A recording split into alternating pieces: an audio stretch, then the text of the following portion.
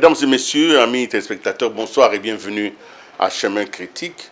Dans la vie des nations, dans la vie des sociétés, on a besoin des champions. On a besoin, et la population a besoin, des hommes qui sont les exemples à désigner sur le chemin du progrès. Ce sont des hommes qui sont d'abord comme nous, ensuite qui se signalent par le sens de responsabilité et qui posent des actions qui sont décisives dans la conduite de la nation. Notre pays n'est pas en reste. Nous avons produit nos champions, nous en avons dans tous les domaines. Et ici, nous allons parler d'un domaine qui est le plus important de tous, le domaine de la justice. Avons-nous des champions? Le premier de tous, c'est celui qui a dit la vérité. C'était le président de la République qui a dit « Notre justice était malade ». Il a fallu beaucoup de courage pour accepter qu'un pan entier de notre société était malade. Pour le faire, le président a mis en place une stratégie, notamment celle de nommer un ministre de la Justice qui corresponde à la thérapeutique qu'il voulait assaimer à ce secteur. Il a nommé le ministre Constant Moutamba, qui directement s'est illustré comme un champion dans les réformes qu'il mettait en place. Aujourd'hui, le peuple est un peu surpris par l'ensemble des rumeurs qui circulent dans les réseaux sociaux où le champion est indexé. Le ministre serait-il vraiment un vrai champion ou il est comme tous les autres hommes politiques, il arrive au pouvoir, c'est pour se remplir les poches et prendre l'argent de l'État? Voilà des questions qui aujourd'hui angoissent les peuples, surtout les peuples conscients, les peuples matures qui ne veulent pas tomber dans la manipulation. Nous, en tant que médias, il était question que nous puissions d'abord nous demander s'il y a tant de choses qui sont dites sur le ministre, c'est que nous n'avons pas assez donné d'infos. Peut-être qu'il faut aller vers les infos. Ce soir, j'ai le plaisir de recevoir un homme, un proche du ministère de la Justice, quelqu'un qui est vraiment au cœur de ces fonctionnements du ministère, pour parler de l'orthodoxie financière, mais aussi des réformes que le ministre a mis en place. Nous allons essayer de comprendre, y a-t-il eu des détournements? Est-ce que c'est de combats politiques d'arrière-garde? Est-il victime d'un succès ou est-il vraiment, malheureusement, et ça serait dommage, celui que l'on dépeint aujourd'hui? Pour en parler, j'ai le plaisir de recevoir M. Wycliffe Ngunda Adjouba. Vous êtes directeur de cabinet ad interim, aujourd'hui au ministère de la Justice. Vous êtes un scientifique, vous êtes un chef de travaux, vous travaillez au niveau de l'UPC, vous êtes un doctorant parce que vous travaillez aujourd'hui sur l'influence des nouvelles technologies dans la gestion des États. Aujourd'hui, vous êtes sur ce plateau parce que nous nous sommes écœurés de ne pas savoir exactement ce qui se passe et que nous avons demandé au ministère de nous donner les infos qui conviennent. Soyez donc rassurés, nous poserons toutes les questions qu'il faut, mais nous voulons d'abord avoir les infos.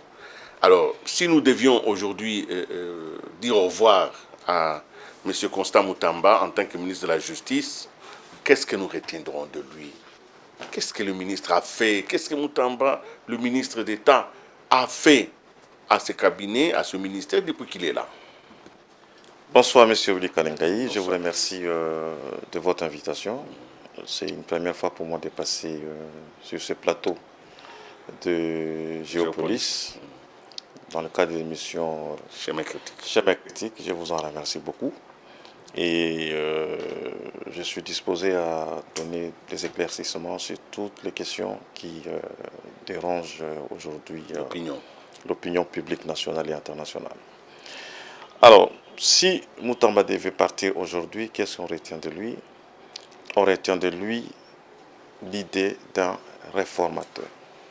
Moutamba, c'est un réformateur. Vous savez, un peu à l'image de Platon l'Ancien, le chef de l'État n'a cessé de dire la justice congolaise est malade. C'est un peu comme le disait à l'époque Delende à Carthago. Il fallait détruire Carthage. La réussite de Rome dépendait de l'échec de Carthage. Et le chef de l'État n'a cessé de le dire, la justice est malade.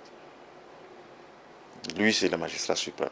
Il avait fait un diagnostic malheureux de l'état de fonctionnement de ces secteurs d'activité vital pour notre pays. Et vous savez, quand vous êtes nommé dans un secteur qui est qualifié de malade par l'autorité suprême, vous devez vous démarquer.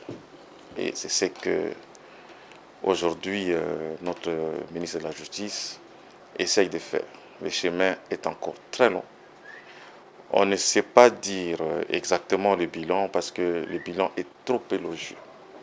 En 9 mois, c'est que d'aucuns appellent les jeunes ministres de la Justice à réaliser, dépasse des millénaires, c'est que des vieux ministres ont réalisé en leur temps. Donc, il a trouvé un secteur qui était abandonné. Vous serez peut-être déçu de le savoir, mais le secteur de la justice, c'est un secteur qui est resté longtemps dans les oubliettes au niveau de l'action gouvernementale, au niveau de l'action des interventions du gouvernement vers ces secteurs. Il suffit de faire le bilan quand nous sommes arrivés. Nous avons les mêmes infrastructures pénitentiaires d'avant l'indépendance. Ça va? Les pays qui n'avaient que quelques 20 ou 30 millions d'habitants à l'indépendance, a aujourd'hui autour de 100 et un peu plus, avec une population carcérale qui est partie des 1500, 2000, 3000 détenus et prisonniers, nous sommes passés à plus de 15 000, 20 000, voire même 100 000. Si on fait vraiment le total sur toute la République, nous sommes à plus de 100 000 détenus. Il n'y a pas d'infrastructure. Ça, c'est au niveau pénitentiaire.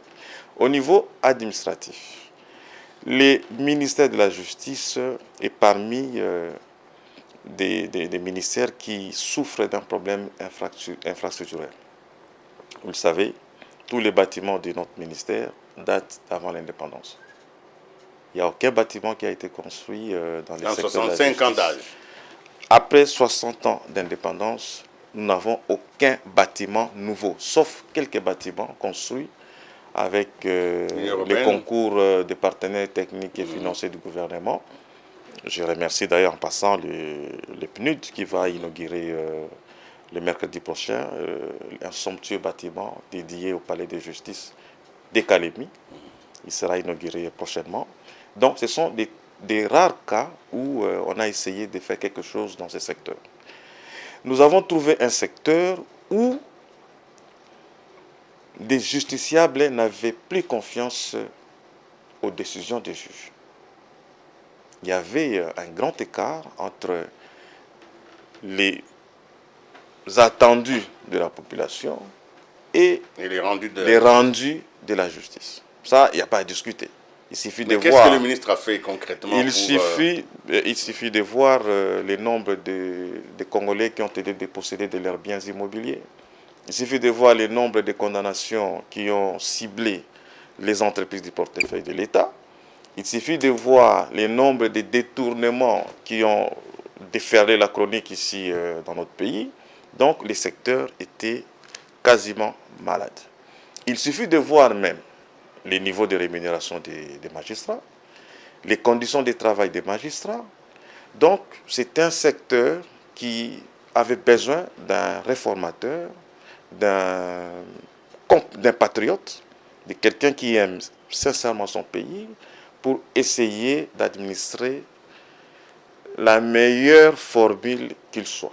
La thérapeutique qu'il faut. Voilà. Parce que c'est cette formule-là. Mais qu'est-ce qu'il a choisi? Qu'est-ce qu'il a fait? Qu'est-ce qu'il a fait concrètement? Vous dites qu'un réformateur, il est jeune, certes, mais il est plus des millénaires que des anciens. Bon, c'est des mots forts, mais qu'est-ce que le ministre a fait concrètement? Le ministre a commencé, je vous ai bien fait dans la chronologie des choses, parce que la première décision qu'avait prise son Excellence, Monsieur de la Justice, c'était des décisions qui ont concouru à la protection du patrimoine des entreprises publiques. Parce que c'était là le problème. Aujourd'hui, tous les millionnaires congolais, sauf ceux qui se sont vraiment investis dans les business, tous sont devenus millionnaires en ponctionnant dans les entreprises publiques. Dans les portefeuilles de l'État. On va un jugement. Alors, il a dit, dans cette condition, il faut mettre en place des mécanismes de sécurisation. C'était les décrets, les tout premiers, signés certainement par la Premier ministre chef du gouvernement, ces décrets qui protègent le patrimoine des entreprises publiques. On y est allé par décret pour les entreprises publiques et on y est allé par la mise en place d'une commission qui veille à l'exécution des décisions de justice. C'était déjà... Et là, par là, le ministre a donné le ton. Il s'est révélé comme étant un protecteur tant du patrimoine public que du patrimoine privé. Et nous sommes passés par la valorisation de la profession d'huissier de justice. Parce que vous savez, la profession a été organisée depuis un moment, mais il y a encore des greffiers, des personnels judiciaires qui continuent à exécuter les ordres de justice. Le ministre a dit non, non, je prends une circulaire qui précise quelles sont les compétences dévolues aux greffiers et quelles sont les compétences dévolues aux huissiers de justice. Donc, il est parti, il a saisi les taureaux par les cornes, parce que le plus important, ce n'est pas d'avoir une décision de justice, mais il faut aussi l'exécuter. Donc, si, en étant malade, nous avons des mauvaises décisions de justice, nous pouvons les bloquer en veillant sur leur exécution. Donc, c'était déjà des signaux forts des réformes qui ont suivi. Petite question des réformes. Il est reproché au ministre aujourd'hui d'agir plus par communiqué que par arrêté. Les communiqués n'étant obligatoires, ne s'imposant à personne. Les communiqués s'adressent à l'opinion publique, mais pas aux organes d'exécution. Le ministre prend très peu d'arrêtés. Est-ce que c'est une réforme ou bien c'est du populisme? Bon, je ne sais pas ce que vous appelez populisme. Il y a populisme lorsque on pose des actes qui n'ont pas de soubassement, qui n'ont pas de suivi. Les communiqués, c'est une façon de rendre public les actions, les décisions et les contraintes qui sont de notre secteur. Il n'y a aucune mauvaise décision de dire, voilà, moi je vais commencer à communiquer avec des gens dont je suis redevable par voie de communiquer. Vous devez savoir que le ministre de la Justice n'est pas que ministre. Il a été élu député national et c'est un ministre qui pense avoir des comptes à rendre à la population. Donc le communiqué, c'est en réalité une façon pour lui de rendre compte à la population. Ben oui. Ce n'est pas des décisions. Non, mais un communiqué, ce n'est pas une décision. Très bien. Les décisions pour un ministre sont des arrêtés, ce sont peut-être des circulaires qui précisent les arrêtés. Un communiqué, c'est juste un communiqué. Alors, évidemment, il a touché le cœur des problèmes, notamment l'argent, parce que quand vous empêchez aux professionnels de la spoliation des biens de l'État de toucher à leur beefsteak, vous réveillez effectivement des animosités. À quel moment vous vous êtes rendu compte au ministère que le ministre commençait à produire de l'adversité et commençait à avoir finalement de la résistance? À quel moment? C'est dès le début. Dès le début, vous savez, c'est facile. Hein, c'est facile pour nous de dire, voilà, nous voulons réformer, mais c'est pas facile de réformer dans un contexte qui est le nôtre. Dans ce contexte ici de la RDC, il y a de la résistance par-ci, par-là. Il y en a qui pensent que vous voulez en fait, livrer en pâture certaines personnes qui se reprochent de beaucoup de choses. Il y en a qui pensent que les réformes sont ciblées, mais je peux vous garantir que dans l'esprit et dans la volonté de son Excellence Moutamba, il n'y a que l'amour de la patrie. Il n'y a que la volonté de rendre justice, la volonté de cet équilibre qui est toujours dans les signes de la justice, de cet équilibre entre les droits et les devoirs de chacun. C'est ça son... Et pourtant, vous avez eu l'opportunité d'organiser les États généraux de la justice. Ça a été quand même un moment important, un moment d'analyse, tout ça, mais ça a donné quoi aujourd'hui, les États généraux? Bon, contrairement à ce que beaucoup pensent dans l'opinion publique, les États généraux de la justice ont produit plusieurs recommandations qui sont aujourd'hui en phase d'implémentation. Il y a des recommandations relatives à la digitalisation de la justice, des recommandations relatives à la bancarisation des frais judiciaires. Il y a beaucoup de recommandations qui sont déjà passées en phase d'exécution. Y a-t-il déjà des décisions qui ont été prises pour la mise en application? Y a-t-il des décrets? Y a-t-il des ordonnances? Qu'est-ce qui a été fait sur le plan législatif? Je ne saurais en 45 minutes, je ne saurais pas vous détailler toutes les décisions réglementaires qui ont été initiées par son Excellence ministre de la Justice. Mais je peux vous dire en gros que, par exemple, aujourd'hui, Sous le leadership de la Première ministre, nous avons aujourd'hui un décret qui consacre la mise en place de la gestion informatisée des dossiers au niveau des tribunaux de commerce. Parce que comme vous le savez, les TECOM ont contribué depuis un moment à l'anéantissement de business au Congo. Il y a des condamnations qui... je ne voudrais pas trop critiquer les gens ici, mais il y a des condamnations qui ne reflètent pas du tout la vérité du dossier. Alors, on a dit qu'il faut mettre en place un mécanisme qui permet à personne d'avoir une maîtrise parfaite sur les dossiers. Alors, il faut passer par la mise en place d'un système automatisé de distribution des dossiers au sein des tribunaux. C'est-à-dire, il y avait eu un moment, un système où le président du tribunal ne donne de dossiers qu'à des magistrats qui lui sont proches. Et qui vont agir dans le sens édicté par le président. On a dit qu'il faut mettre fin à cela. Alors, on désormais, a mis fin à ça? Non, c'est en pleine implémentation. C'est une décision qui date du mois de mars de cette année. Donc, désormais, au niveau des TICOM, les décisions vont entrer par les greffes de façon électronique et il y aura un logiciel qui va distribuer les dossiers sans tenir compte de la volonté exprimée par les présidents. Alors, parmi les grandes réformes, il y a d'abord celle du bâtiment lui-même. Je crois que si nous avons un peu de chance, nous verrons à peu près comment ce bâtiment a été rénové, le bâtiment de la justice, de l'intérieur à l'extérieur, mais il y a aussi surtout, il a touché les conditions pénitentiaires, donc la manière dont les prisons sont gérées aujourd'hui. Alors, avant que nous n'abordions la question des finances autour de la gestion des prisons, oui, voyons voir d'abord un peu la première pierre qui a été posée à la prison centrale de Makala pour la construction d'une boulangerie, parce qu'en réalité, les prisonniers ont droit aussi au petit déjeuner. Le pain est essentiel pour tout le monde. Oui. Nous suivons d'abord ce premier élément. Voilà.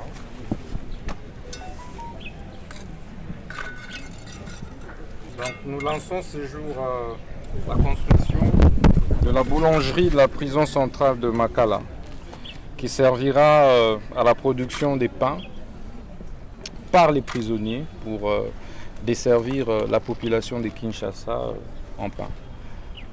Donc nous voulons désormais que les prisonniers puissent être des producteurs, qu'ils aient à apprendre des professions et des métiers. Nous sommes en partenariat avec le ministère de la formation professionnelle pour une série de formations en métier à l'endroit des prisonniers. Donc cette boulangerie qui est construite par un entrepreneur privé va permettre d'occuper le prisonnier, mais en même temps de les payer. Donc les prisonniers seront engagés, employés comme des travailleurs, ils seront payés chaque fin du mois selon qu'ils produiront.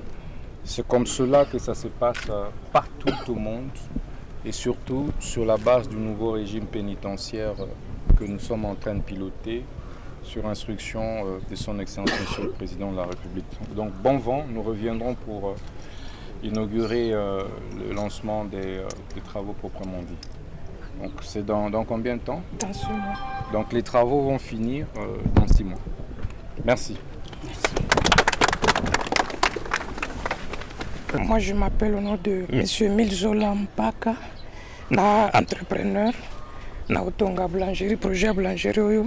Nous avons besoin de kusalisa population ya Kinshasa et puis na kusalisa un peu ba détenus ba eba msala après avoir ko eba msala et puis to bandozwa bango na misala pour projet za kaka na Kinshasa te et ko s'étendre forte na pas province mususu de leur msala to bandelango et ko sala 6 mois misala to salawa et ko sala ba prisonniers ba ko profiter puis na population lisusu ya Kinshasa ba ko sala servi. Voilà. C'est un bon travail, c'est aidé, c'est normal. Alors, dans le cadre de toutes les réformes, le ministre aurait, et c'est ce qui est malheureusement dit aujourd'hui, perçu beaucoup de millions de dollars et que ces millions auraient disparu. Ça, c'est la réputation il y a aussi des centres pénitentiaires à Kisangani partout, On parle d'un montant de 39 millions et les ministres auraient été même entendus selon toujours ces mêmes sources non crédibles, hein, parce qu'il faut le dire, parce qu'on n'a pas vérifié tout cela. Mais il existe aujourd'hui un doute dans l'opinion créé par toutes ces accusations. Le ministre Moutamba serait-il un détourneur alors qu'il est connu comme un réformateur? Cette pensée, elle fait mal à tous ceux qui ont cru que les choses pouvaient quand même changer de ce côté-là. Comment vous, au niveau du cabinet, vous appréhendez cette question du détournement des 39 millions de dollars? Bon, bien avant d'attaquer cette question qui, pour moi, ne semblait pas très pertinente, je voudrais d'abord vous relever le fait que Moutamba, c'est un réformateur, comme vous l'avez dit, et que lorsqu'il était encore député national, parce que peut-être les gens pensent que Moutamba est seulement ministre. Il a d'abord été député national. Et en tant que député national, il avait dans sa judiciaire une série de réformes qui, un peu comme par hasard, concernaient essentiellement la justice. Déjà, en tant que député national, il avait beaucoup de projets de loi qu'il voulait implémenter au niveau du Parlement et qui s'attaquaient au système judiciaire. Il y a par exemple aujourd'hui, je tiens à le soutenir pour ce qu'il fait maintenant au moment où nous parlons, au niveau du Parlement. Il est en train de défendre son projet de loi portant sur la création du tribunal pénal économique et financier, ainsi que du parquet national économique et financier y rattaché. C'est un projet qu'il a commencé bien avant qu'il ne soit appelé aux fonctions ministérielles. Et il y a beaucoup de décisions comme ça qu'il voulait à tout prix faire passer par la voie parlementaire.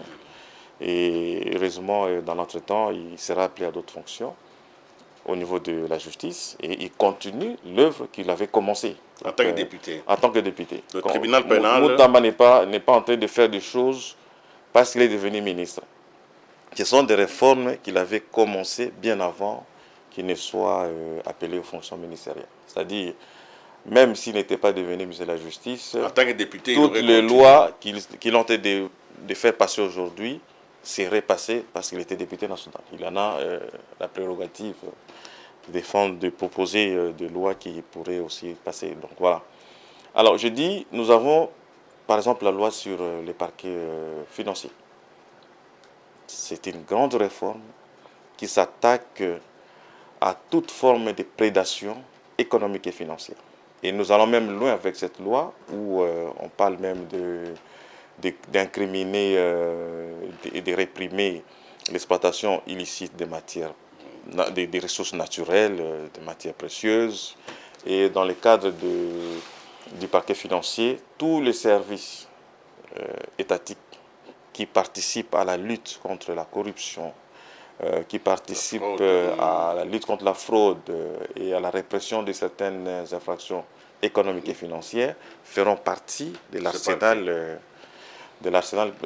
répressif qui sera mis en place par les parquets financiers. Donc voilà, c'est une grande réforme qui n'a jamais été aboutie jusque-là. Et aujourd'hui, c'est un texte qui est en étude au niveau du Parlement. Et je pense que les députés nationaux, qui sont également épris de cette volonté de voir les choses évoluer dans les pays, vont voter cette loi pour les biens des finances publiques et pour les biens du patrimoine de l'État, pour les biens des ressources naturelles du pays et pour les biens du Congolais. Parce que quand il y a détournement, il y a un Congolais qui est appauvri. Et Moutamba s'attaque à ces systèmes pour que demain, tous les Congolais soient sous les bonnes gardes de l'État. Donc nous avons cette loi qui a été proposée. Nous avons également d'autres réformes du système pénitentiaire. Il y a une série de lois qui vont également passer au Parlement. Il y a eu des décrets sur l'inspection générale des services judiciaires, qui était également un service abandonné, un service qui fonctionnait suivant la volonté des plus disants, des mieux disants. C'était un peu une loterie. Donc on voyait tantôt il dit oui, tantôt il dit non. Pour la même cause, on pouvait déguerpir le matin, on réinstalle le soir. On a connu ça, on a expérimenté cela. Donc aujourd'hui, ce service est mieux organisé avec un décret qui a également été pris au mois de mars de cette année. Et c'est ce que vous appelez réforme en matière de bâtiments, moi, ce n'est pas, pas une réforme. C'est une restauration. En fait, le ministre d'État Moutamba a remis les choses dans l'ordre. On ne peut pas travailler en étant ministre de la Justice dans des conditions inhumaines. Ces bâtiments que vous appelez palais de justice étaient dans un état déplorable. Je ne sais pas trouver des bons mots pour avoir un peu d'euphémisme pour qualifier ce que nous avons trouvé. Et ça a été réhabilité. Je vois qu'on montre un peu les images ça a été de ce qu'il est devenu à l'intérieur. Et je pense que ceux qui ont visité ces bâtiments il y a 6 mois, s'ils reviennent aujourd'hui, ils vont croire peut-être qu'ils ont changé de pays. Et pourtant, c'est les mêmes bâtiments où sont passés tous les ministres que nous avons connus. Mais aujourd'hui, sous la vigilance de son Excellence Moutamba, ce bâtiment est devenu ce que vous voyez là. Alors, 39 millions, Ah. C'est quoi le problème? Quel est le problème? Vous en avez entendu parler, parce que tout ça, ça demande de l'argent, ça demande des moyens. Peut-être qu'au passage, on se situe. Je pense que vous êtes journaliste, je vous respecte, je vous connais depuis que je suis jeune.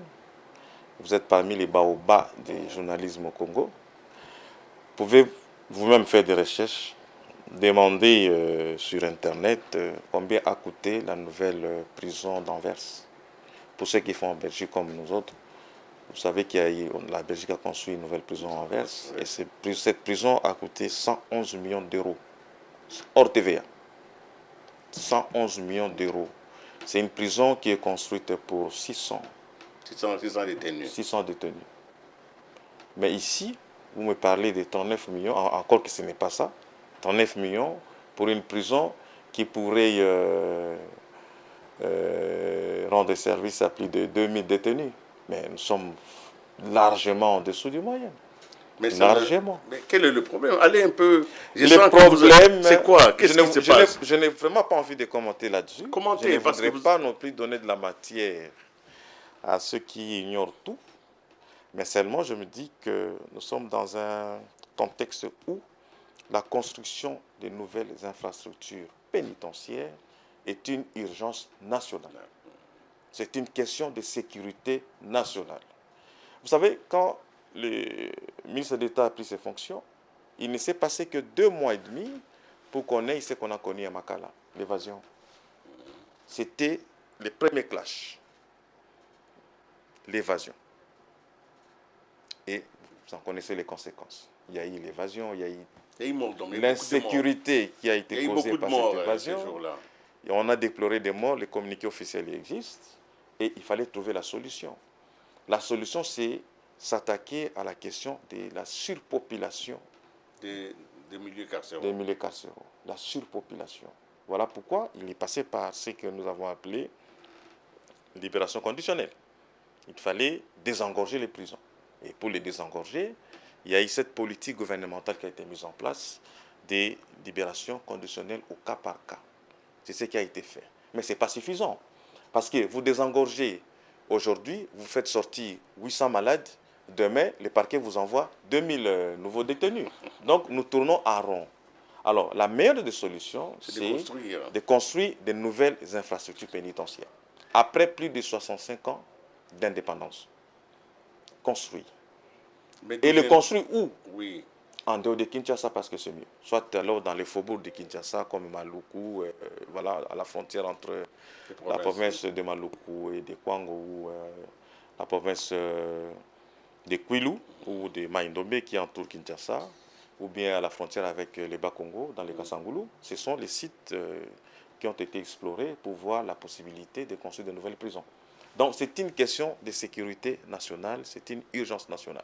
Vous avez fait des études budgétaires pour évaluer à combien coûterait, par exemple, tout ce projet-là. Par exemple, si vous dites, bon, dans cette année 2025, dans notre budget, nous avons élaboré un projet pour 3, 4, 5 prisons, ou 2 ou 3. Vous avez évalué à peu près parce que... Des études sont sérieusement faites. Les sites sont sérieusement choisis. Il y a également certains projets que nous avions trouvés comme la prison qui est construite à Goma. C'est un projet que nous avons trouvé. Il y a un autre projet d'une prison qui est en construction à Bukavu. Bon, on appelle ça prison de Bukavu à Baraka, je pense bien. C'est un peu au-delà de Kavumu, dans la province du Sud Kivu. Ce sont des projets que nous avons trouvés.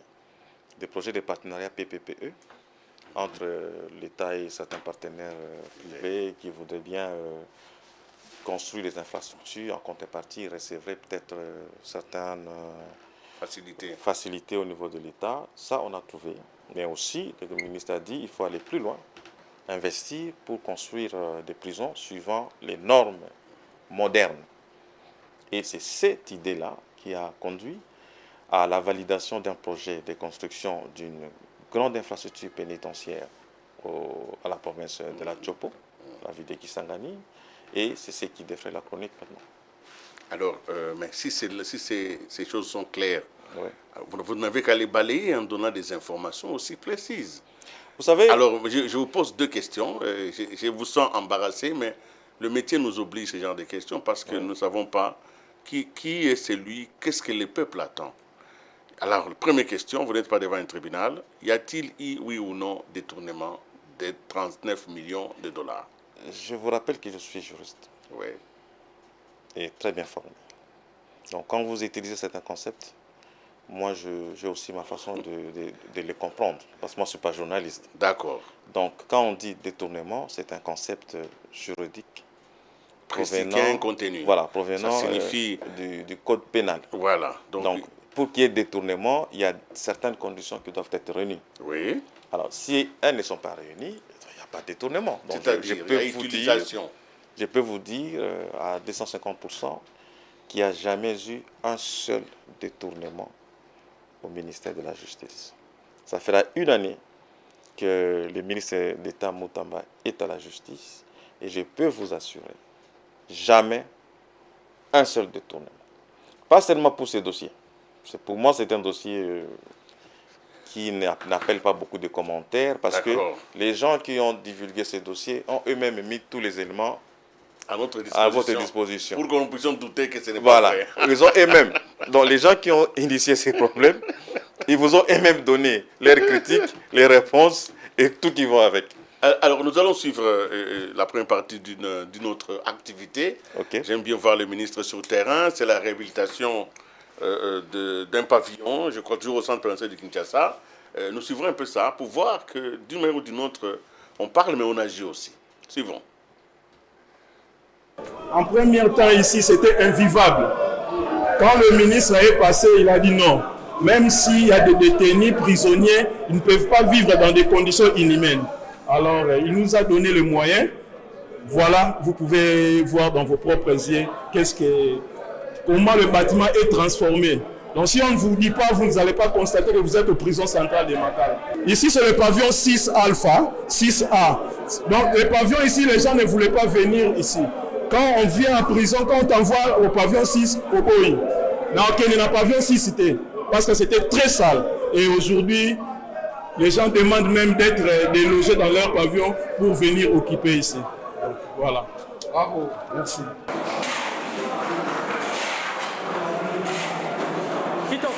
Dans les 3 chambres du pavillon 6A, il y avait les sous-dalles qui avaient décapé. Maintenant, si vous constatez, grâce au ministre de la Justice ici, qui a voulu que nous soyons dans de bonnes conditions et en sécurité, voilà les travaux finaux que vous avez constatés. Donc, nous sommes presque à 95% et ça ne manque que la peinture.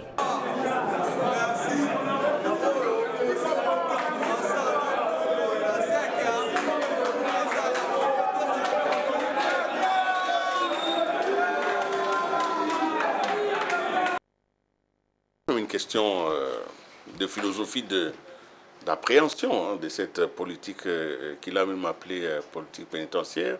Oui. Les gens vont en prison parce qu'ils ont commis des crimes et tout ça. Bon, le ministre va en prison pour les dorloter, pour les chouchouter, pour les mettre dans des conditions très agréables au point qu'ils ne puissent même pas regretter les crimes. C'est une question de commentaire que je demande aux scientifiques que vous êtes. Oui. Comment réformer des personnes en leur apportant pratiquement du confort.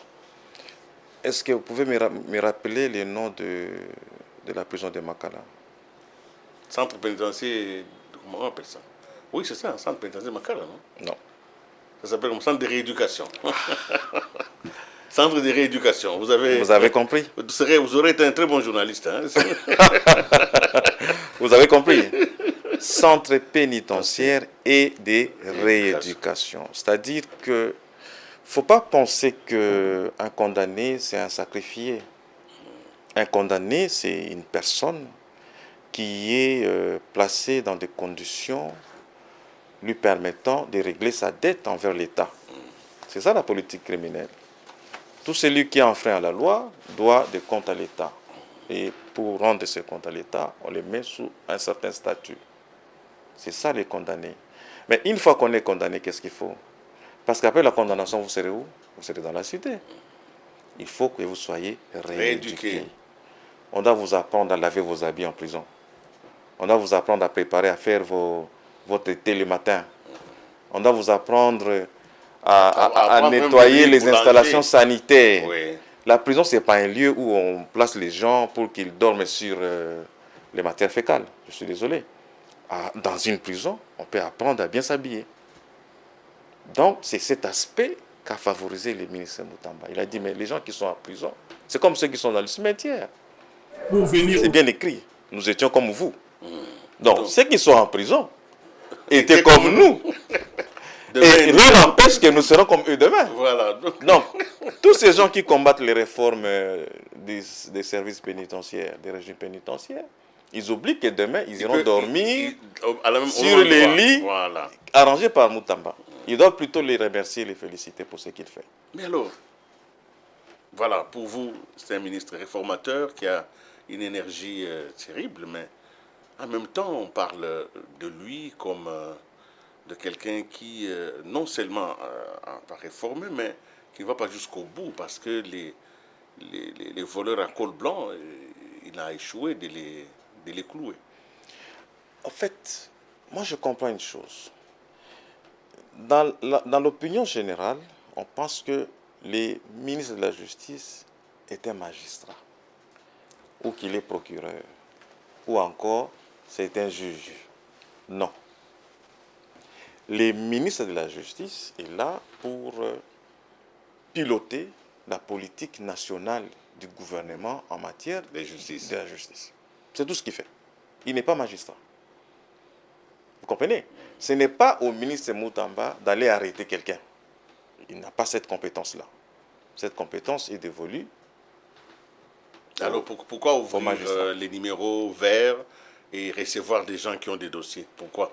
Non, parce qu'il doit piloter la politique judiciaire du pays, la politique pénitentiaire. Il doit être au courant de ce qui se passe. C'est un ministre qui se veut proche des opprimés, proche des gens qui subissent l'injustice qui a élu domicile dans la sphère judiciaire.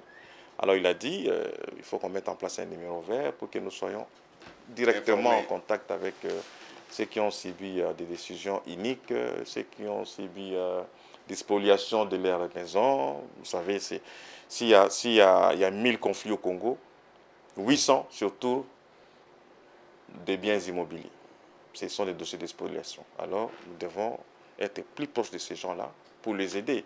Et aujourd'hui, vous le savez aussi, beaucoup sont ceux qui ont été rétablis dans leurs droits par l'action du ministre d'État à la justice. Beaucoup ont été rétablis et beaucoup sont en voie d'être rétablis. Il y avait comme une forme de friction entre le ministre de la Justice et la magistrature.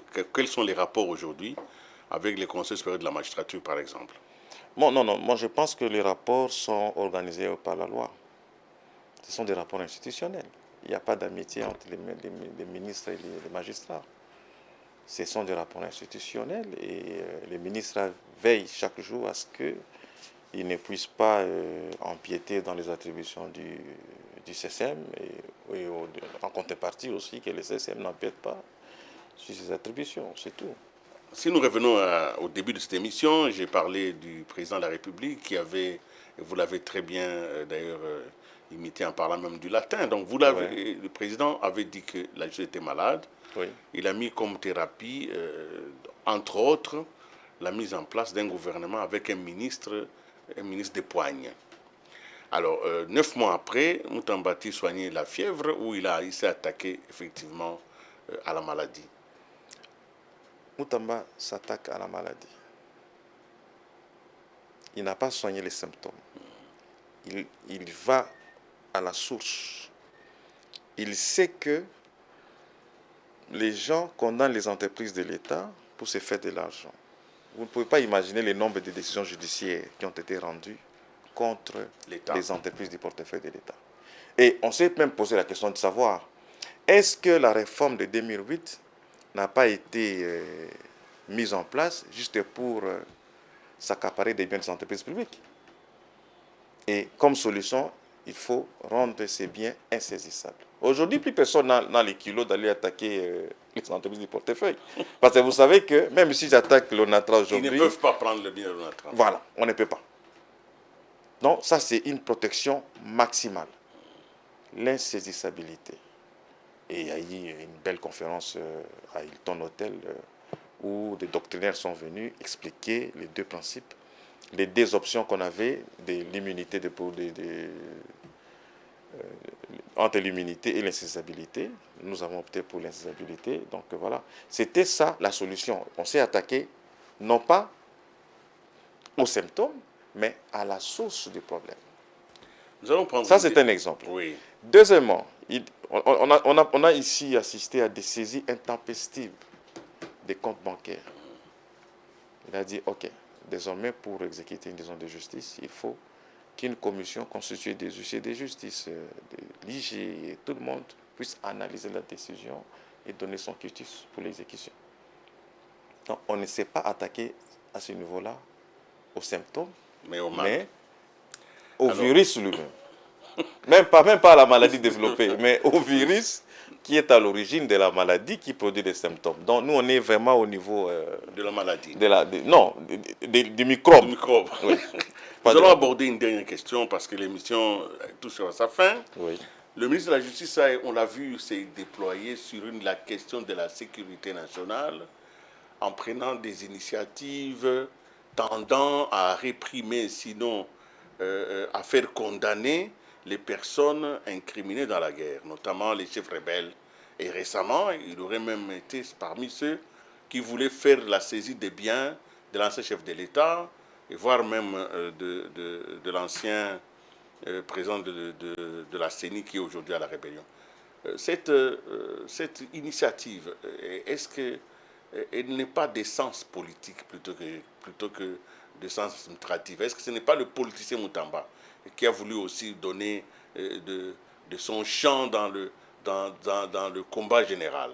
Parce qu'on ne voit pas, parce que quand on a certaines analyses, ils disent que non, il n'y a pas de soubassement. Il n'y a pas de loi qui lui permet ça.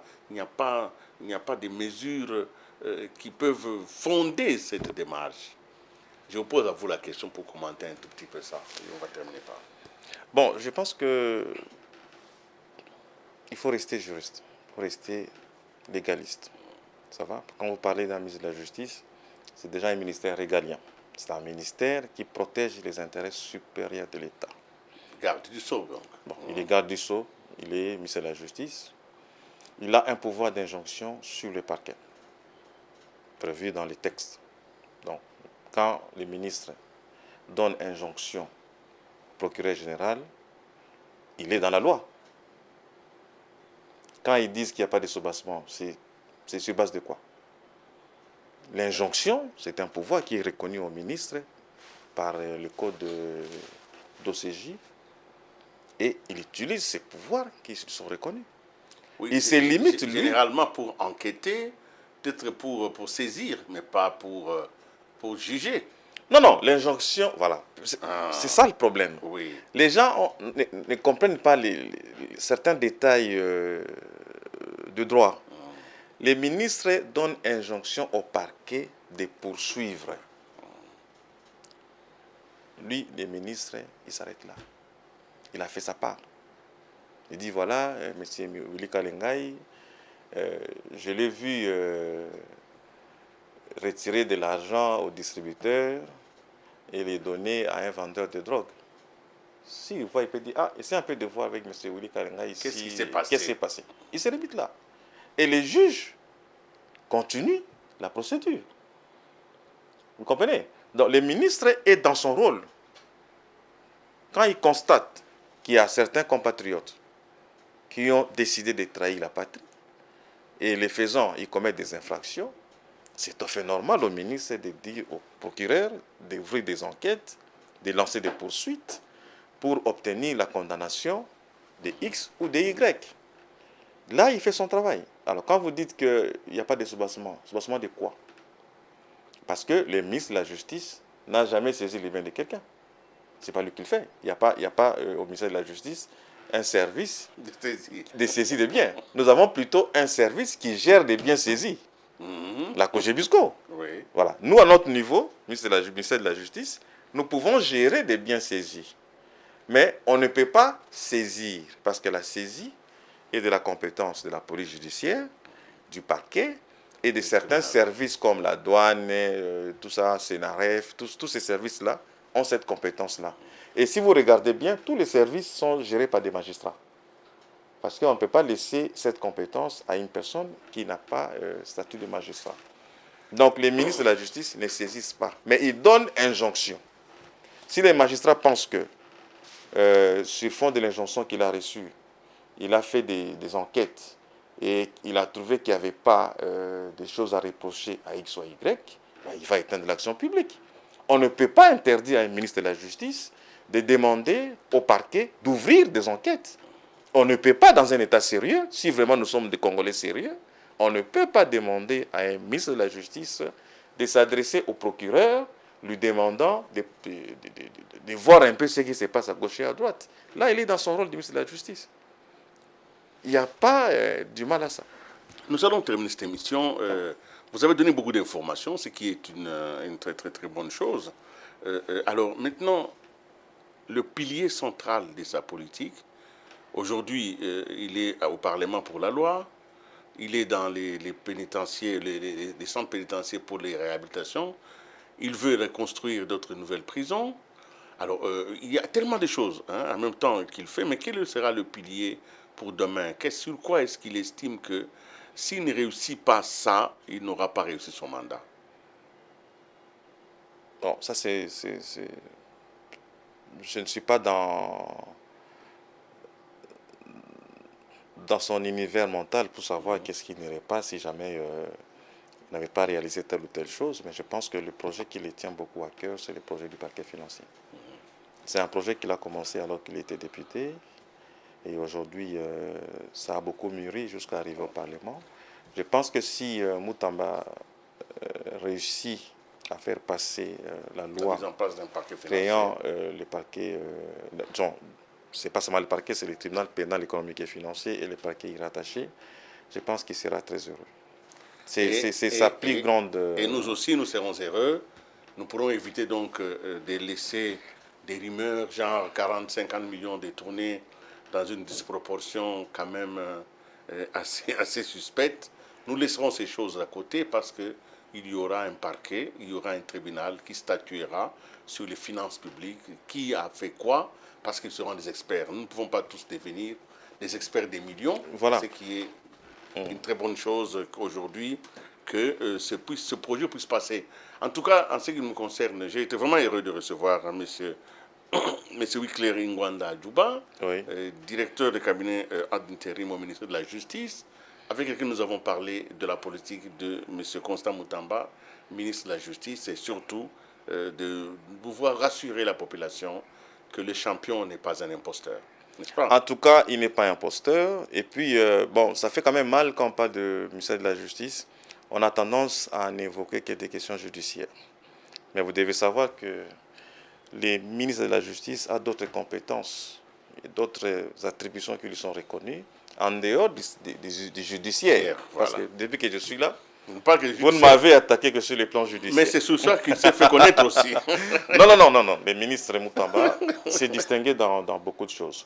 Aujourd'hui, par exemple, il y a beaucoup de réformes au niveau du climat des affaires qu'il a conduit, qu'il est en train de conduire et qui vont arriver. Il y a aujourd'hui, je pense, que nous devons croiser les doigts puisque cette réforme passe. Il s'agit de la réforme de la profession du notaire. Cette loi a été votée en 2016. Elle va totaliser 9 ans au mois d'octobre sans être appliquée. Et le ministre a dit, je ne quitte pas ce ministère si cette loi n'est pas d'application. Il y a donc beaucoup de choses. Donc, il y a beaucoup de choses. Vous me donnez l'occasion de vous rappeler encore une fois à ce plateau. Je serai très content parce que je découvre aujourd'hui quelqu'un qui peut vulgariser, parce qu'il faut vulgariser la pensée. Ouais. Il faut que la population s'approprie les actions qui sont posées à son avantage. Mais si on ne le fait pas, si nous ne faisons pas parler les concernés, c'est difficile. En tout cas, merci beaucoup d'avoir été avec nous et j'espère vous retrouver à une autre occasion. En tout cas, quant à nous, nous combattrons toujours tous ceux qui détourneront les fonds publics, mais aussi nous combattrons tous ceux qui acquiseront les gens sans preuve, sans fondement. Nous devons dépolluer l'atmosphère générale et que la proportion dans la gestion des chiffres soit d'application. Mesdames et messieurs, merci et à la prochaine.